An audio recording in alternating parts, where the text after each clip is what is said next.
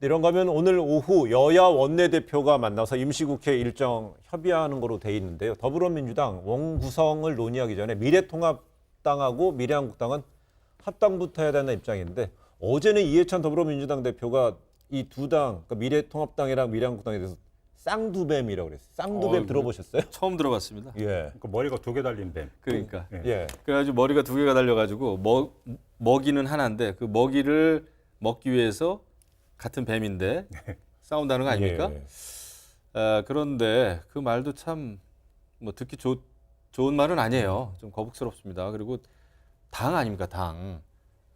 그 입법부에 속하는 그 당을 갖다가 그렇게 그런 표현을 쓰는 것은 저는 여든 야든 이제 그런 말 안 썼으면 좋겠다 네. 생각을 하고 그다음에 뭐 또 정신병원에 가야 된다 이런 얘기도 했던데 야당 의원님 야당은 여당에 대해서 그렇게 한 나는 이제 거네요. 그것도 정말 적절치 않다고 보고요. 근데 저는 기본을 생각해야 된다고 봐요. 미래한국당이 의원이 지금 19명인데 한석만 더 하면 이제 원내교섭단체가 되는 거죠. 그런데 그 방법은 차치하고라도 국회법에는 20석이 되면은 원내교섭단체를 구성할 수 있게 돼 있어요. 그것은 저는 지켜지는 게 맞다고 봅니다.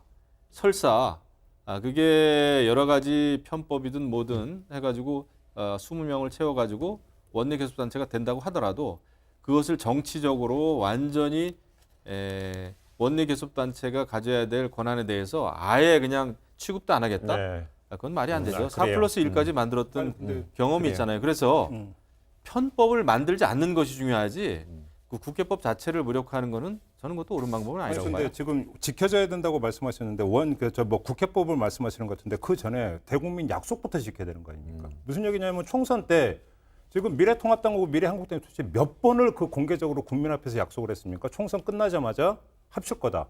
우리가 지금 미래한국당을 만든 것은 그 더불어민주당의 폭정, 그러니까 폭거에 의해서 지금 만들어진 준연동형 비례대표제 이거에 대해서 대응하기 위한 것이고 총선 끝나면 합당하겠다라고 그렇게 약속을 철석같이 해놓고 예. 이것부터 지켜야죠. 알겠습니다. 아니, 제가 요거 마무리를 좀 드릴게요.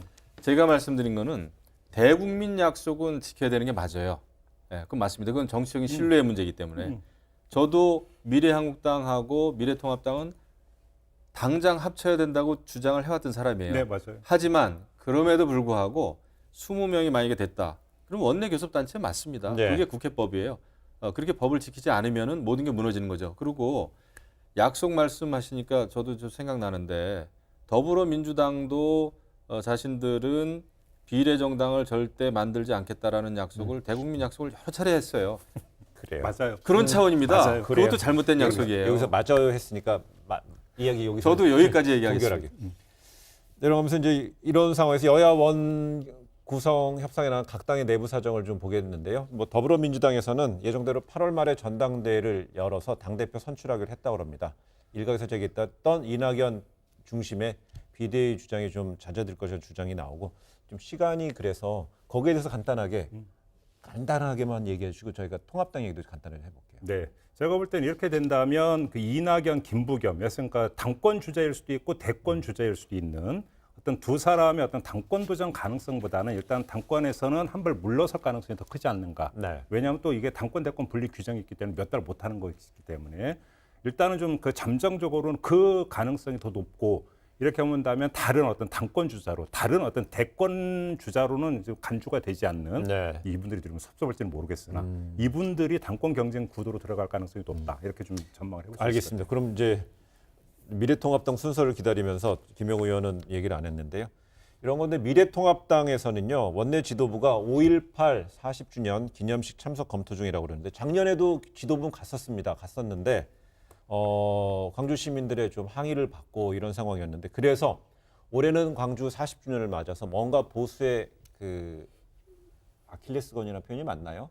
광주 민주화 운동에 대한 문제를 뭔가 좀 더 해소하기 위해서 이번엔 꼭 달라진 모습 보이기 위해서 꼭 많은 야권 지도부가 가야 될 것이다 이런 얘기도 나오네요. 지도부가 뭐 가는 것도 중요하지만은 가야 되겠죠. 네. 그런데 이제 그 제가 지난번에도 말씀드렸습니다만은 뭐 5.18 민주화 운동이라든지 이런 거는 역사적인 의미에 대한 또 가치에 대한 평가가 다 끝났잖아요. 합의가 된 거기 때문에 그거에 대해서는 미래통합당이 더 이상 왈가왈부하는 것은 저는 뭐 옳지 않다 이렇게 생각을 합니다. 네. 그 원내 지도부가 단체로 아마 가는 걸로 저는 알고 있고요. 그러니까 잘한 결정이라고 생각하고 근데 가기 전에 사실은 그 광주 막말했던 의원들에 대한 처리가 뒤에 용두사미가 된 게 있잖아요. 그거에 대해서 분명히 이야기를 하고 그 광주 막말에 대해서 당 차원에서 입장 표명을 하고 가면 네. 더 깔끔하지 않을까 이렇게 좀 권고의 말씀을 한 말씀을 드리겠습니다. 그래요. 그러면서 자연스럽게요. 그런 식으로 뭔가 당내 의견이 여론이 수렴되려면 당의 어떤 지도부 부분이 빨리 좀 해소가 돼야 되잖아요. 이른바 공백 상태. 원내 지도부는 됐지만요. 그런 가운데 장제원 의원 같은 경우는요.